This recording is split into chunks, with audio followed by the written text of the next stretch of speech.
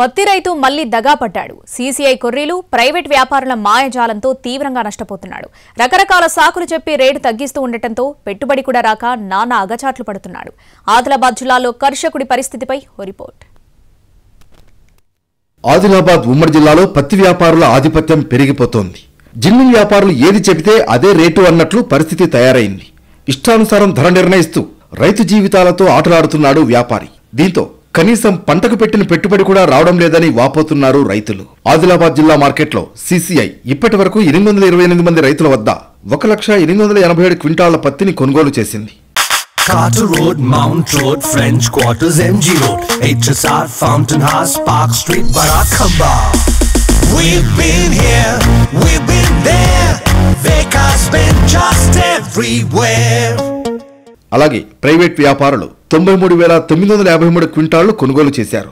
కొంచెం అటు ఇటుగా సగం వరకు ప్రైవేట్ వ్యాపారులు కొనుగోలు చేశారు. దీంతో రైతులకు నష్టం తప్ప లాభం లేకుండా పోయింది. 8% నుంచి 12% తేమ దాటితే సీసీఐ కొనుగోలు చేయడం లేదు. 8 దాటాక 12 వరకు ఒక్కో పాయింట్ పెరిగే కొద్దీ రూల్స్ ప్రకారం డబ్బులు తగ్గిస్తూ వస్తుంది సీసీఐ. ఇక అంతకు మించితే ప్రైవేట్ వ్యాపారులే దిక్కు. మరోవైపు ఆధార్ లింక్, అప్డేట్, థంబ్, పట్టాదారే రావాలన్న నియమాలతో రైతులు ప్రైవేట్ వ్యాపారుల వద్దకు వెళ్లిపోతున్నారు. ఇదే అదనుగా రేటు దారుణంగా తగ్గించడంతో పాటు నెట్ పేమెంట్ పేరుతో కొంత పర్సెంటేజీ కట్ చేస్తున్నారు వ్యాపారులు. మరోవైపు మార్కెట్కు వచ్చే రైతులు తేమ ఎక్కువ లేకుండా పత్తి తీసుకొస్తే ప్రైవేట్ వ్యాపారులను ఆశ్రయించే పరిస్థితి రాదంటున్నారు అధికారులు. అందుకు తగిన జాగ్రత్తలు తీసుకోవాలని సూచిస్తున్నారు. మన తెలంగాణ మార్కెట్ కంటే 100-150 ఎక్కువనే ఉంటుంది ఆదిలాబాద్లో. మళ్ళీ సీసీఐ ధర అయితే 7,521 ఉంది. రైతులు గమనించాలి, దయచేసి 8 నుంచి 12 వరకు మాయిచర్ తీసుకొస్తే మంచి ధర వస్తుంది. అలాగే ఒక 6 కానీ 7 కానీ మాయిచర్ వస్తే ఇంటెన్సివ్ కూడా ఇస్తున్నారు. 6% మాయిచర్కి 7,670 రూపాయలు వస్తాయి.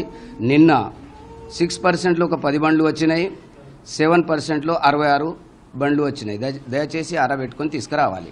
మరోవైపు నిర్మల్ జిల్లాలో నగదు పేరిట వ్యాపారులు 2 నుంచి 3% కట్ చేయడం, అటు కొమురం భీం జిల్లాలో సీసీఐ ఆశించిన స్థాయిలో కొనుగోళ్లు చేయకపోవడం రైతులకు శాపంగా మారింది. దీంతో మరో గత్యంతరం లేక వచ్చిన రేటుకు తెగనమ్ముకోక తప్పడం లేదు.